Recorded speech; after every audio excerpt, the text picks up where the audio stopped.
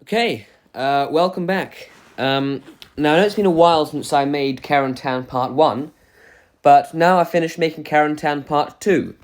So, for those of you who don't know, it's part of a documentary series that I'm doing from my visit to Normandy. And the first video I made was Carentan Part 1, and that detailed all the parts of how the American paratroopers liberated Carentan, so the different battles, different roads in Purple Heart Lane, for example. So if you haven't seen that yet, I recommend seeing that before seeing this, because this is not really a continuation of that, but still similar information. Anyway, welcome to Carentan Part 2.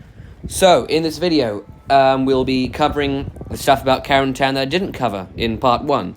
Of course, it's impossible to cover every single detail that I can do, but for now, we will be doing, we'll be covering the Battle of the Bloody Gulch, which took place on June 13th. So, just after Carentan was liberated by the Allies, the Germans, the German paratroopers of the 6th Fallschirmjäger Regiment, didn't want to give up Carentan that easily. So what they did was they planned a counterattack against the town of Carentan, hoping to win it back from the Allies. This counterattack was launched from the southwest of Carentan by the German paratroopers that left and regrouped around that area. Now, they forced their way up to counterattack against Carentan. However, they were met by soldiers, paratroopers from 2nd Battalion of the 506th Parachute Infantry Regiment. Now, this started a fierce battle called the Battle of the Bloody Gulch, which, if you've seen Band of Brothers, you'll probably be familiar with. Now, this battle was quite an important battle, and it lasted only about a day or two. But basically what happened was the Germans launched all their troops from the 6th Fallschirmjäger Regiment and even tanks from the 17th SS Panzer Grenadier Division. So the Germans were launching this fierce counterattack against the Allies, but the American paratroopers dug in around Carentan, held the area, and eventually they emerged victorious. So the Germans did not in fact retake Carentan. But yeah, that's enough for now. I will explain it in more detail in the video. Hope you enjoy. So I'm here in the very small French town of Méotis, and something that's worth pointing out is this plaque here in this small street leading to the church.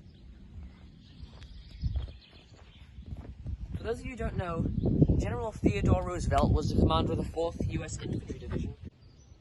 He was the son of President Theodore Roosevelt, not the president during the time of war, but he's distantly related to the President Franklin Roosevelt, but he's the son of President Theodore Roosevelt.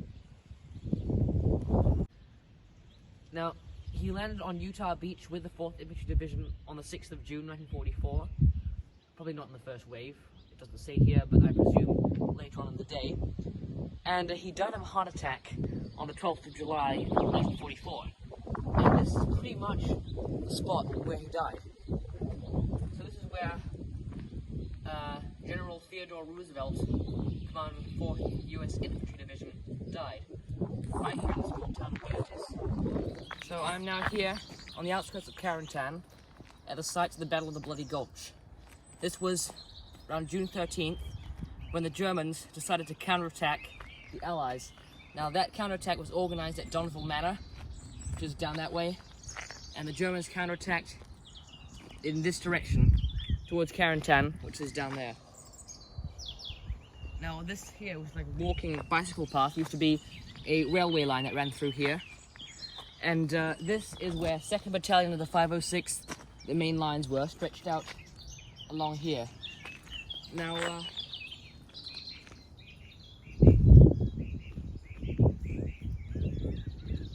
it's a little bit tricky to see now because there's a lot of industrialization around this area. But you can see that farmhouse over there. That is where a number of dog company guys were inside. And Easy Company would have been stretched out along this hedgerow here. Winters would have been down there, then 1st platoon, 2nd platoon, and 3rd platoon along here. And this is the field where the Battle of the Bloody Gulch, well, some of it took place. And that's where the Germans would have been advancing from, in that direction. So this was the forward position of Easy Company during the Battle of the Bloody Gulch. So there were about 6 guys right here. I think Earl McClung was one of them, and Smokey Gordon was another one. Now, they were watching them line along here. When German tanks started to roll down here, they heard the sound of the tanks rumble down this railroad, which was used by the Germans who advanced into Carentan. And they went back to inform the rest of Easy Company, whose main lines were situated a little further back behind this hedgerow. And they would have been stretched out this way, across to there, with F Company, I think, was on their left flank. So they would have been around there. And that's where we're going to go next, yes.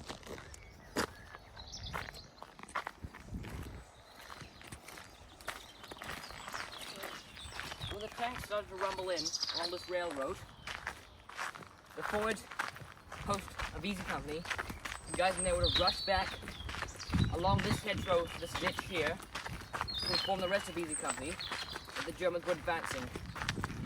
And that advance was, I believe, the 17th SS Panzer Grenadier Division.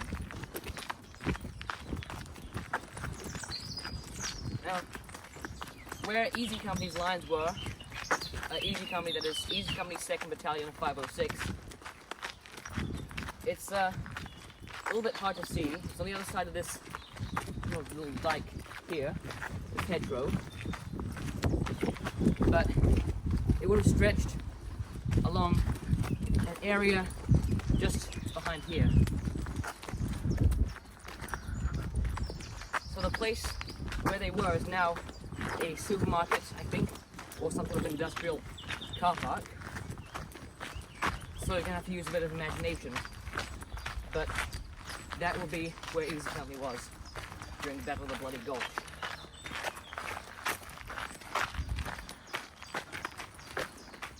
So we've now reached the spot where Easy Company, 2nd Battalion 506, would have been during the Battle of the Bloody Gulch. The line was stretched out 1st, 2nd, and 3rd platoon along here, and Moose Heiliger had his mortars set up somewhere, I can't remember if it was left or right, but they were around here as well.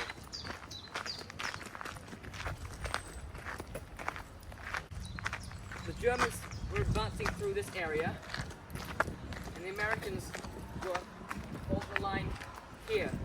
So there's some fierce battle going on in the Battle of the Bloody Gulch.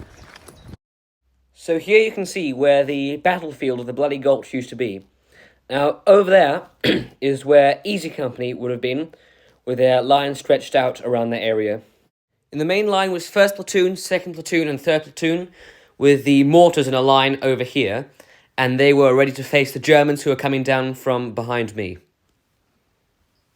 So this is where you're going to have to use some of your imagination now, because as you can see, the battlefield has been taken up by these modern buildings and industrialization warehouses.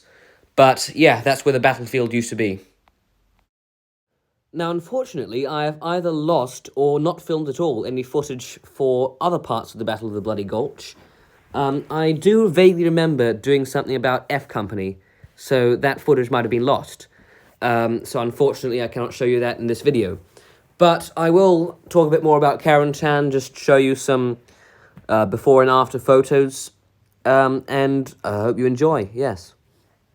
Now, one of the most famous events that took place in Carentan that's not the Battle of Carentan was the Silver Star Award ceremony, which is the ceremony that took place in the main town square of Carentan, and saw silver stars and other medals being awarded to members of the 101st Airborne Division.